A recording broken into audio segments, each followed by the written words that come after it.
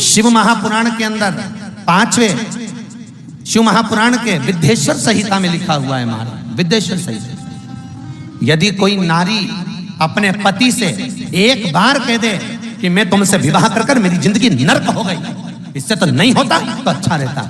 जो नारी अपने पति के साथ झगड़ा करते समय इस संबोधन को बोल देती है, वो नारी 1000 बार करवा चौथ का व्रत कर ले, सोमवार का व्रत कर ले, एकादशी का व्रत कर ले, उस नारी का सात्वित्व कभी नहीं रहता, उसका सात्वित्व भंग हो जाता है।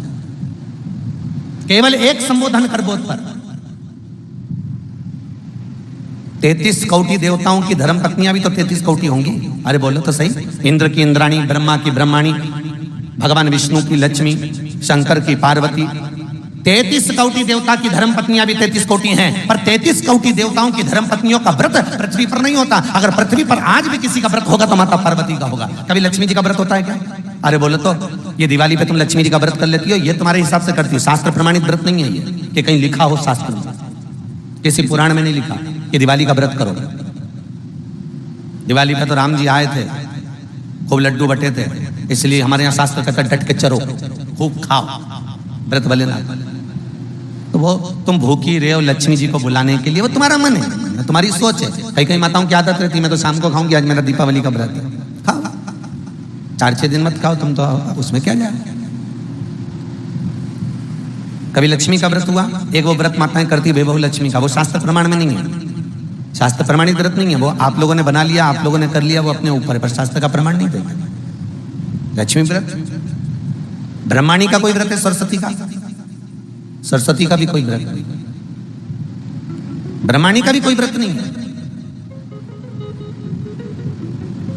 केवल अगर इंद्राणी का कोई व्रत है नहीं, अगर व्रत मिलेगा तो केवल एक माता पार्वती का मिलेगा। क्यों? क्योंकि माता पार्वती कभी अपने प्रभु से, कभी अपने स्वामी से ऊंची आवाज में बात नहीं करी, कभी नहीं बोली। माता ने कभी भी ऊंची आवाज में अपने पति से बात नहीं करी। लक्ष्मी ने जरूर एक बार भगवान विष्णु से कहा था। एक बार भगवान विष्णु लक्ष्मी को देखे और लक्ष्मी श्रृंगार कर रही थी, देखकर भगवान नारायण को हंसी आ गई। हंसकर भगवान विष्णु जैसे खड़े हुए, इतने में लक्ष्मी ने कहा, वाह नारायण वाह, आप अपनी पत्नी को देखकर घोड़े जैसे हंस रहे हो। मैं आपको श्राप देती हूँ नारायण, आप मुझ पर हंसे हो, आपका ये मुख कट जाए और तुम्हें घोड़े का मुंह लग जाए। लक्ष्मी ने नारायण को श्राप दिया था तो भगवान विष्णु का हयग्रीव अवतार हुआ था। हयग्रीवा को मारने के लिए भगवान का शीश कट गया था तो घोड़े का मुंह लगाया था। काय का मुंह लगाया? घोड़े का। लक्ष्मी ने नारायण को श्राप दिया। एक बार जब पुष्कर राज में ब्रह्मा जी यज्ञ करने के लिए बैठ रहे थे, ब्राह्मणों ने कहा जल्दी करो, ब्रह्माणी को बुलाओ, मुहूर्त निकल रहा है, बुलाओ ब्रह्माणी को। अब ब्रह्माणी तो तैयार होने में लगी, आई ब्रह्माणी को बुलाया जाए, आती नहीं ब्रह्माणी, बस आ रही हूं तैयार होके चलो। होता है पति बेचारा गाड़ी में बैठ के हारन बजाता रहे, पत्नी बेचारी अपना रुमाली ढूंढती रह जाए, होता है। वो बार बार हारन बजाए, ये बार बार क्या आ रही, अब ब्रह्माणी भी ऐसी आ रही, बस कह रही बंधु। इतने में देव ब्राह्मणों ने कहा मुहूर्त निकल जाएगा, तो ब्रह्मा जी ने कहा आपको जो करना है करो और यज्ञ चालू करो। इतने में ब्राह्मणों ने गाय को पकड़कर खड़ा करा और गाय माता के सामने ब्राह्मणों ने वेद की ध्वनि करना प्रारंभ करी। जैसे ही वेद की ध्वनि करना प्रारंभ करी, गाय के मुख से वेद माता गायत्री को प्रकट कर लिया और गायत्री को प्रकट कर कर भगवान ब्रह्मा जी के पास में गठजोड़ा बांधकर बिठा दिया। यज्ञ प्रारंभ हो गया। इतने में सरस्वती तैयार होकर आ गई। ब्रह्माणी जैसे तैयार होकर आई, ब्रह्माणी ने देखा कि मेरी जगह पर कोई दूसरा बैठा है। ब्रह्माणी क्रोध में लाल होकर बोली, ए ब्रह्मदेव, तुमने मेरे स्थान पर किसी दूसरी नारी को बिठाया है, मैं तुम्हें श्राप देती हूं, पृथ्वी पर कहीं तुम्हारे मंदिर नहीं बनेंगे। केवल एक पुष्कर राज की भूमि पर अगर तुम्हें मंदिर बनवाना है तो एक कन्या का कन्यादान करना पड़ेगा। एक कन्या का कन्यादान। शास्त्र कहता है एक कन्या का कन्यादान कर दो तो भगवान ब्रह्मा का मंदिर बन गया। एक कन्या का कन्यादान कर दो तो वैकुंठ में अपनी सीट पक्की हो जाती है साहब, एक कन्या का कन्यादान करने से। और कई कई लोग तो बड़े भाग्यशाली होते हैं जिनके यहाँ 4, 5, 3, 2, 1 इतनी कन्याओं का कन्यादान होता है। भाग्यशाली मौका मिला। और ब्रह्मा जी ने फिर कन्यादान करा था आपको सबको मालूम होगा, भांडेर वन में राधा जी अपने भाई मनसुख को भोजन देने आई थी और कन्हैया खेल रहे थे। नारद जी ने राधा और कृष्ण का विवाह भांडेर वन में कर दिया।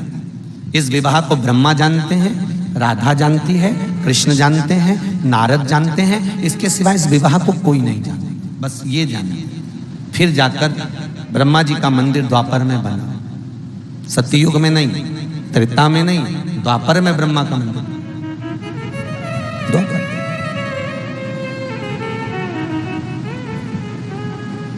द्वापर मंदिर। ब्रह्माणी ने ब्रह्मा को श्राप दिया था, नारायणी लक्ष्मी ने भगवान विष्णु को श्राप दिया था, इंद्राणी ने इंद्र को श्राप दिया था, पर माता पार्वती ने कभी भगवान शंकर से ऊंची आवाज में बात नहीं करी थी। इसलिए आज भी माताएं सब जो व्रत करती हैं वो पार्वती के। छठ का व्रत पार्वती का, तीज का व्रत पार्वती का, चतुर्थी का व्रत पार्वती का, जितने व्रत माताएं करेंगे सारे व्रत माता पार्वती के, कोई देवी देवता के नहीं। बस निवेदन आपसे भी है, व्रत आपके भी चालू हो सकते हैं अगर तुम अपने पति से ऊंची आवाज में बात नहीं करो तो। व्रत तो चालू हो। तो जब भी बोलती है ऐसी गरज के बोलती राम। एक पति की पत्नी मर गई, पति अंतिम संस्कार करने गया था और अंतिम संस्कार कर वापिस आ रहे थे। आते से ही बहुत धड़ाके से बिजली कड़की। जैसे बिजली कड़की, पति नीचे झुका, जमीन पे प्रणाम करा, प्रणाम करके तुरंत कहा पहुंच गई। तो जितने लोग अंतिम संस्कार करके आ रहे थे उन्होंने कहा तुझे कैसे मालूम कि पहुंच गई? नहीं, नीचे भी गरजती थी, ऊपर जाते से ही गरजी है, समझ लो पहुंच गई, सही जगह पहुंच गई, स्थान मिल गया। होता है। अब अनसुईया मैया पतिव्रता धर्म का पालन करती है। अनसुईया मैया पतिव्रता धर्म का पालन करती है, पति को परमेश्वर मानती है, पति के चरणों को नमन करती है, पति के चरणारविंद का स्मरण करती है, पति के चरणों को नित्य पति प्रणाम करती है। आप में से कितनी माताएं जो अपने पति को रोज प्रणाम करती, जरा हाथ उठा ले। अरे एक आध उठा लो, शर्मा सुरमु में उठा लो, झूठा मुंह उठा लो। 1 2 3 4 4.5 नहीं, वो 4.5 इसलिए ऊपर करा था, गिरा दिया, मैं समझ लिया चतुर्थी के दिन पड़ती होगी, केवल करवा चौथ के दिन। इतना तो मेरे को भी ध्यान दे हो, पर करना चाहिए, नित्य प्रति प्रणाम तो करना चाहिए। अच्छा तुम मत, कभी कभी ऐसा भी होता है तुम नहीं करती, वो कर लेता हो। कभी कभी ऐसा भी होता है, आपने देखा है कई बार घर में जब झगड़ा होता है तो पति बेचारा कहता है मैं तेरे हाथ जोड़ूं, तेरे पांव पड़ूं, चुप हो जा, अरे जगदम्बा हो जा। अब बेचारा और क्या करे तुम? अच्छा तुम बताओ इससे ज्यादा क्या करेगा? वही बेचारा अकेले में तेरे पांव पड़ लो तो चुप हो जा। बोलो। अनसुईया मैया पतिव्रता धर्म का पालन करने वाली है, पति को परमेश्वर मानने वाली, पति के चरणारविंद का स्मरण करने वाली, पति के चरणों का अनुमोदन करने वाली। पति प्रणाम। अच्छा ईमानदारी से बोलना, पत्नी पति को ज्यादा स्नेह करती है कि पति पत्नी को ज्यादा स्नेह करता है? कितनी जल्दी बोली, कितनी जल्दी। सब चतुर हो गए भोपाल के। बुआ जी जय हो थारी, सब चतुर। अब पर ऐसा नहीं है, पति बोलता नहीं है, उसका प्रेम उसका स्नेह दिखता नहीं है, पर शिव महापुराण में और भागवत में पति के चरित्र। अच्छा उसको भी जाने दो, तुम तो अपनी एक बात। एक पति गार्डन में घूम रहे थे और गार्डन में घूमते घूमते एक बड़ा सा कुत्ता आ गया और पत्नी जिधर चल रही थी उधर ही कुत्ता था। बेचारे पति को लगा ये कुत्ता मेरी पत्नी को खा जाएगा, फिर बच्चों को स्कूल कौन भेजेगा, टिफिन कौन बनाएगा, ट्यूशन कौन भेजेगा। पति ने पत्नी का हाथ पीछे खींचा, कुत्ता और आगे बढ़ा। पति बेचारा घबराया, इसको खा जाए, कुत्ता मुझे काट खाए पर मेरी पत्नी को नहीं काटना चाहिए। मुझे काटेगा चल जाएगा, पत्नी को काटेगा, वो ना तो बच्चों को भेज सकती, ना उसके श्रृंगार करे, ना कुछ बच्चों का टिफिन बनाए, बेचारी बीमार पड़ जाएगी। मेरे को कुत्ता खा जाए पर मेरी पत्नी को नहीं काटे। उसने पत्नी का हाथ और पीछे खींचा, जैसे पीछे खींचा कुत्ता और आगे आया, और कुत्ता जैसे ही आगे आया देखा कुत्ता लपकने वाला है। इतनी देर में जैसे कुत्ता दौड़ा, पति ने पत्नी को गोदी में उठा लिया। जैसे गोदी में उठाया कुत्ता भाग गया। कुत्ता भागा, पति ने पत्नी को नीचे उतारा। पत्नी गुस्से में लाल होकर बोली, तुम्हारे जैसा पति जिंदगी में कभी नहीं देखा मैंने। बताओ, दुनिया के लोग कुत्ते को भगाने के लिए पत्थर उठाते, तुमने मुझे उठा लिया। अब बताओ, बेचारा वो तो भला ही सोचा था, उसने कौन सा बुरा सोचा? उसने तो बेचारे ने भला ही सोचा कि मैं पत्थर नहीं इसको उठा लूं, इसको नहीं काटेगा, मेरे पाँव में काट खाएगा। तो ऐसा नहीं है कि पति स्नेह नहीं करता, करता है, पर उसका स्नेह दिखता नहीं। बेचारे ने उठाया पर तो भी गुस्सा, करे सो करे, जीवन का सुख पाना। भगवान अनसुईया मैया पतिव्रता धर्म का पालन करती है, पति को परमेश्वर मानती हैं, पति के चरणों का अनुमोदन करती है, पति के चरणों का स्मरण करती है, पति के चरणों का नाम जाप करती है अनसुईया। और जब पति के चरणारविंद का स्मरण किया गया, पति के चरणारविंद को नमन किया गया, अनसुईया मैया का सात्वित्व तीनों लोकों में छा गया। एक दिन लक्ष्मी जी ने भगवान विष्णु के सम्मुख में पार्वती और ब्रह्माणी को बुलाया, और पार्वती और ब्रह्माणी को बुलाकर कहा, सुनो, हमने सुना है कि अनसुईया का सात्वित्व बड़ा प्रबल है। हाँ, परीक्षा ली जाए? ठीक है, ले। तीनों देवियों ने अपने अपने स्वामियों से कहा, जाकर अनसुईया जी की परीक्षा लीजिए। क्या परीक्षा लेना है? अनसुईया जी के दरवाजे पर जाकर भिक्षा मांगना, और भिक्षा भी मांगना तो नग्न अवस्था में मांगना। अनसुईया के वस्त्र नहीं होना चाहिए। एक नारी दूसरी नारी के लिए शब्द कर रही है कि भिक्षा मांगना तो ऐसी मांगना कि तन पर वस्त्र ना हो। भगवान विष्णु ने लक्ष्मी से कहा, हो लक्ष्मी, ये कैसे प्रसंग करी है तू? तेरी बुद्धि, तेरी सोच, तेरी वृत्ति गई कहां? ये कहां चली गई? बहुत ध्यान देना, कलकत्ता में था, जैसा खाया अन्न, जम के बोलो, वैसा हो गया मन, जैसा पिया पानी वैसी हो गई वाणी, और जैसा पिया दूध वैसा बन गया बुद्ध। बुद्धि दूध से बनी। विचार करिए, अनसुईया जी की परीक्षा लेने का भाव लक्ष्मी के मन में कैसे आ गया? आया क्यों? लक्ष्मी के मन में यह प्रसंग कहां से आ गया कि अनसुईया जी की परीक्षा लो? मन में यह भाव कहां से आया? कैसे प्राप्त हुआ? कारण क्या था? हर चीज में कोई ना कोई एक कारण होता है जिसके कारण व्यक्ति उस क्रम तक पहुंचता है। हर चीज में एक कारण है।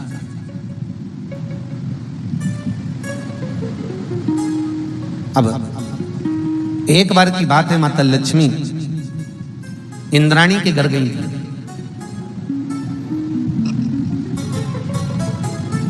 और इंद्राणी के साथ में मिलकर माता लक्ष्मी दक्षिणा देवी के दरवाजे पर पहुंची।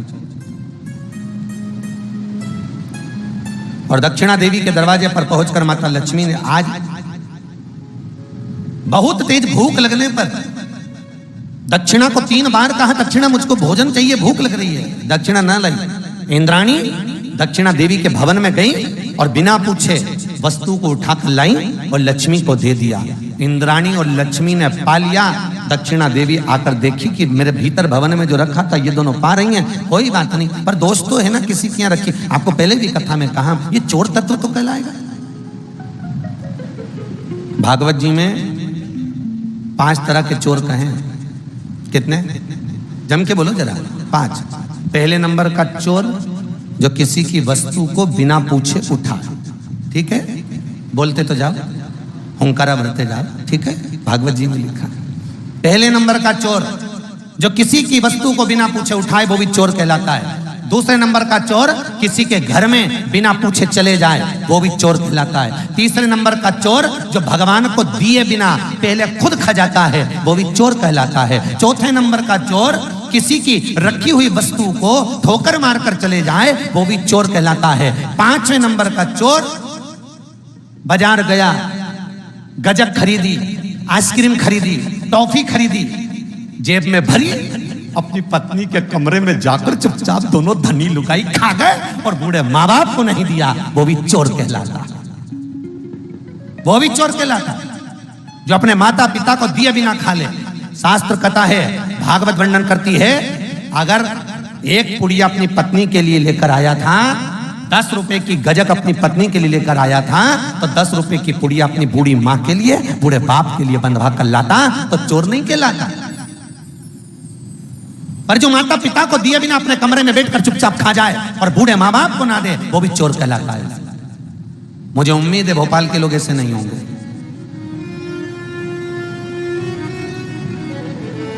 चोरी का तत्व है।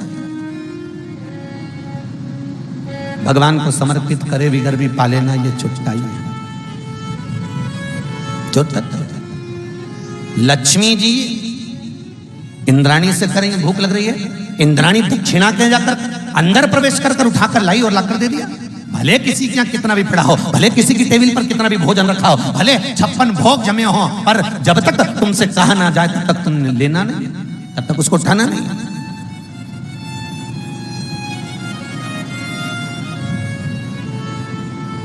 उसको स्वीकृत नहीं किया।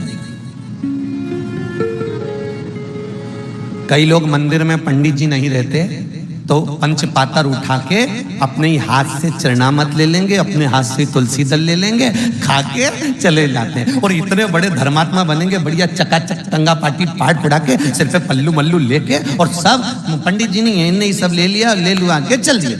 ईमानदारी से बोलो, हो कि नहीं छोटे? अरे बोलो तो सही, चोर हो कि नहीं? आज्ञा ली तुमने? राम जी से पूछा, जिसके मंदिर में खड़े थे उस परमात्मा से पहले आज्ञा लेना थी कि भले पंडित जी नहीं है तो भगवान से कहना था, प्रभु पंडित जी नहीं है, हम ले लें आपसे, पंचामत चरणामत लें आपसे, और भगवान आज्ञा दे दें तो ले लो। अरे है ही कई हम कई जगह मंदिरों में देखते हैं, कई जगह की तो जाने तो हम तो सियोर के मंदिरों की भी कहते हैं कि वहां पर भी यही क्रम। एक हमारे वो बगल में बड़ा बाजार में सत्यनारायण जी को मंदिर, तो वहां पर भी पंडित जी नहीं रहते तो वो जो जाए बस कूड़ के लेके चलते। अब कोई चोर तत्व है हमारा, उस तत्व से हमें वंचित छूटना, उस तत्व से हमें दूर जाना। कल एक प्रश्न था, मंटो जी एक प्रश्न आया था कल व्हाट्सएप पर, गुरुजी हमारे प्रश्न का उत्तर दीजिए, वृक्ष लगाना क्यों जरूरी है? प्रकृति का पेड़ लगाना, वृक्ष लगाना क्यों जरूरी है? मंगरूल नाथ से प्रश्न था, अमरावती से आगे मंगरूल नाथ, वहां से भेजा था, वृक्ष लगाना क्यों जरूरी? हमने कहा भैया उसका एक कारण स्कंद पुराण में लिखा हुआ कि मातृ ऋण, पितृ ऋण, देव ऋण, गुरु ऋण और लोक ऋण। कितने ऋण? 5। लोक ऋण, लोक ऋण मनुष्य पर कब चढ़ता है? जब उसका अंतिम संस्कार होता है।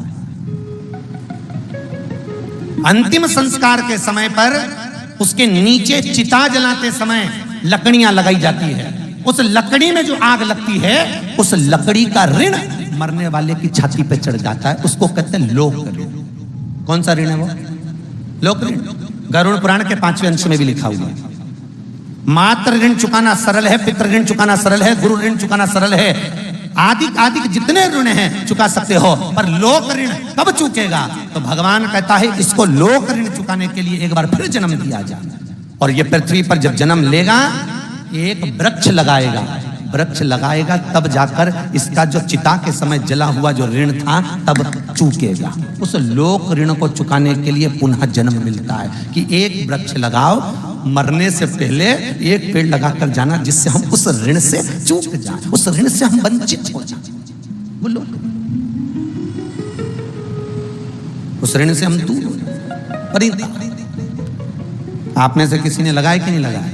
लगाए, सबने लगाना चाहिए। एक वृक्ष अवश्य लगाए कि हम मरेंगे और मरने पर किसी का ऋण लेकर नहीं जाना, मरने पर किसी को छाती पर बिठा कर नहीं जाना, उस ऋण से चूक कर जाना है, उस ऋण से वंचित होकर जाना। वो लोग करेंगे।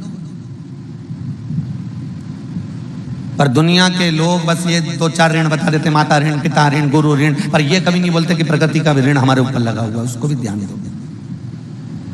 और वो ऋण हो, वो लोग करेंगे, वो ऋण